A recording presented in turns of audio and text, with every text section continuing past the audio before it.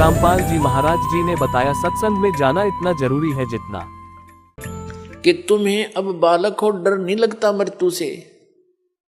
तुम ये सोच रहे हो नहीं, आदमी 100 वर्ष तो जीवित रहता ही है व्यक्ति, और जो यही आशा लेकर जी रहा था 20 वर्ष का मर गया, कोई 30 का मर गया, कोई 5 वर्ष का मर गया, उसको तो हम इत्तेफाक मानते हैं। तो वो इत्तेफाक क्या आप पर लागू नहीं हो सकता? वह बुद्धि काम करती नहीं, क्योंकि हम अबोध बालक हैं।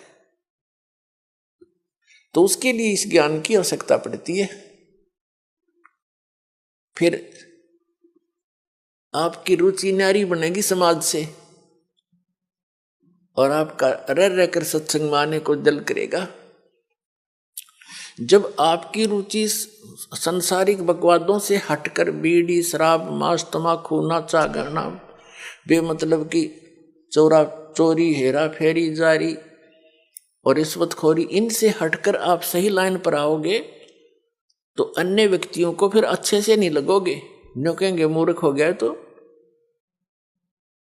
जब कोई विभाग में कार्यरत व्यक्ति है और वो अपनी बुराई छोड़ देता है, रिश्वत लेना भी त्याग देता है, तो अन्य उसके साथी जो पहले जिस रंग में वो रंगा हुआ था उसी में वो तभी है, वो मजाक बनाते हैं, बुद्धि भ्रष्ट होगी इसकी, ये रिश्वत भी ना लेता, शराब भी छोड़ दी, बीड़ी भी ना पीता, तीसरे दिन सत्संग में जा है, मूर्ख है। तो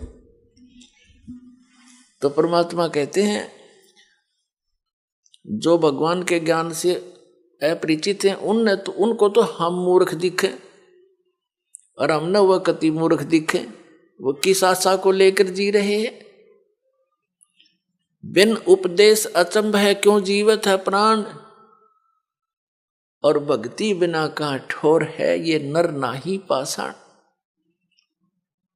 भक्तों की दृष्टिकोण तो ये बन जाता है कि बिन उपदेश अचंभ है, जो जिन्होंने नाम नहीं ले रखा, ज्ञान नहीं सुन रखा, अचंभ है, आश्चर्य है, वो क्यों जीवित हैं, किस लिए जी रहे हैं, वो क्या आशा लिए बैठे हैं। और भक्ति बिना कहाँ ठोर है ये नर नहीं, ये तो पत्थर है। अब फिर क्या बताते हैं कि संत भक्त जब इस बात से परिचित हो जाते हैं, परमात्मा के ज्ञान पर दृढ़ हो जाते हैं, वो संसार की दृष्टि में मूर्ख दिखाई देते हैं। उनके विषय में परमेश्वर क्या बताते हैं? अकल अलूणे दीखते ये सर्व अकल के मूल, सदा रटे हरि नाम को ये झूले अनहद झूल।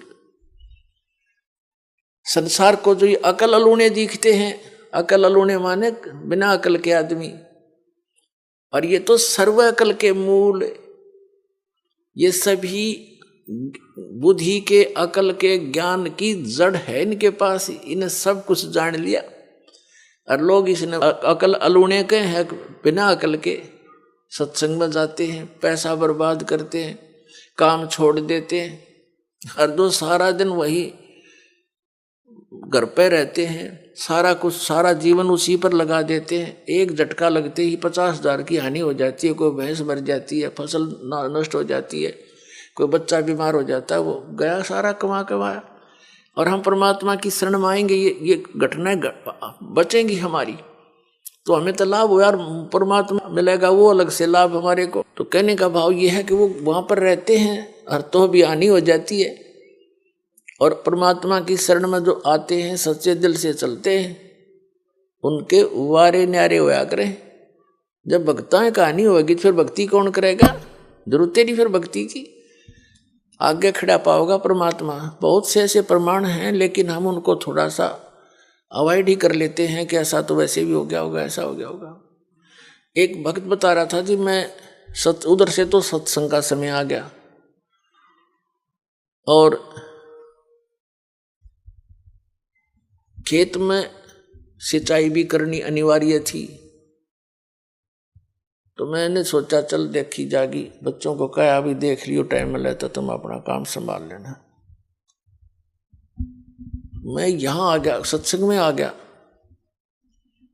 और जिस दिन मैं सत्संग में आया उसी दिन नहर से पानी लगाना था, वह नहर बंद होगी।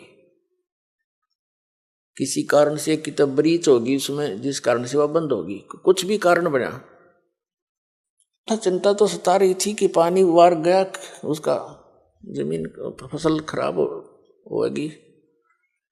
कोई बात नहीं, परमात्मा और देगा कि तय कहे, क्योंकि ज्ञान यहाँ आने से बहुत सांत्वना मिलती है इस आत्मा को जो सदा भटकती रहती है।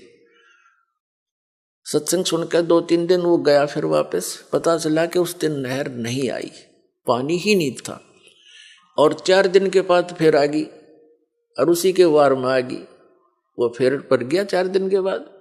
तो ये चाहे इत्तेफाक हो, पर उसका दृढ़ पक्का विश्वास हो गया कि सचमुच भगवान जो चाहे सो कर दे। तो इस तरह की घटना हमारा गेल घटा करेंगी, क्योंकि भगवान ऐसा ही काम करता है।